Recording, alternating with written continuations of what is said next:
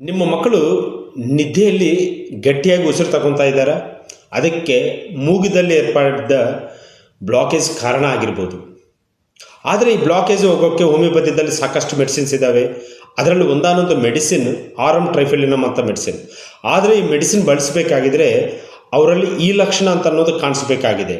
ಅವರಲ್ಲಿ ಯಾವಾಗಲೂ ಮೂಗು ಕಟ್ಟು ಬಾಯ್ದಿಂದ ಉಸಿರು ತಗೊತಾ ಇರ್ತಾರೆ. ಮೂಗದಿಂದ ಯಾವಾಗಲೂ ಸಿಂಬಳ ಸೋರ್ತಾ ಇರುತ್ತೆ. ಈ ಬರುವ ಸಿಂಬಳದಿಂದ ಅವ್ರಿಗೆ ತುಟಿ ಮೂಗೆಲ್ಲ ಕೆಂಪಗಾಗಿ ಗಾಯಗಳಾಗಿರ್ತವೆ. ಈ ಗಾಯಗಳಿಂದ ರಕ್ತ ಬರ್ತಾ ಇರುತ್ತೆ.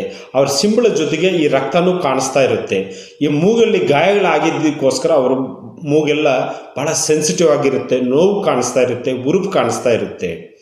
ಅವರಲ್ಲಿ ಜಾಸ್ತಿ ಸಿಂಬಳ ಬರೋದು ಅದು ಗಟ್ಟಿಯಾಗಿ ಅಲ್ಲಲ್ಲಿ ಏರ್ಪಡಿರುತ್ತೆ. ಈ ಮೂಗಿನ ಸಿಂಬಳದಿಂದ ಏರ್ಪಡಿದ ಆ ಗಟ್ಟಿಯಾಗಿರುವ ಆ ಸಿಂಬಳನ್ನು ತೆಗೆಯೋಕ್ಕೆ ಅವರು ಈ ಬೆರಳನ್ನು ಮೂಗದಲ್ಲಿಟ್ಟು ಯಾವಾಗಲೂ ಕಿತ್ತುತ್ತಾ ಇರ್ತಾರೆ. ಈ ಕಿತ್ತೋದ್ರಿಂದ ಗಾಯಗಳಾಗ್ತಾ ಇರ್ತವೆ. ಈ ಗಾಯಗಳಿಂದ ರಕ್ತ ಬರ್ತಾ ಇರುತ್ತೆ. ಇಂಥ ಪರಿಸ್ಥಿತಿಗೆ ಈ ಆರಮ್ ಟ್ರೈಫೆಲಿನಮ್ ಅಂತ ನಾವು ಮೆಡಿಸಿನು ಬಹಳ ಉಪಯೋಗಕಾರಿ ಇರುತ್ತೆ. ಈ ಲಕ್ಷಣ ತಗೊಳ್ಳೋದ್ರಲ್ಲಿ ಯಾವುದೇ ಸಂದೇಹ ಇದ್ರೂ ಹತ್ತಿರ ಇರುವ ಹೋಮಿಯೋಪತಿ ಡಾಕ್ಟರನ್ನು ನೀವು ಮೀಟ್ ಆಗಿದ್ರೆ ಒಳ್ಳೆ ಪ್ರಿಸ್ಕ್ರಿಪ್ಷನ್ ಕೊಡ್ತಾರೆ.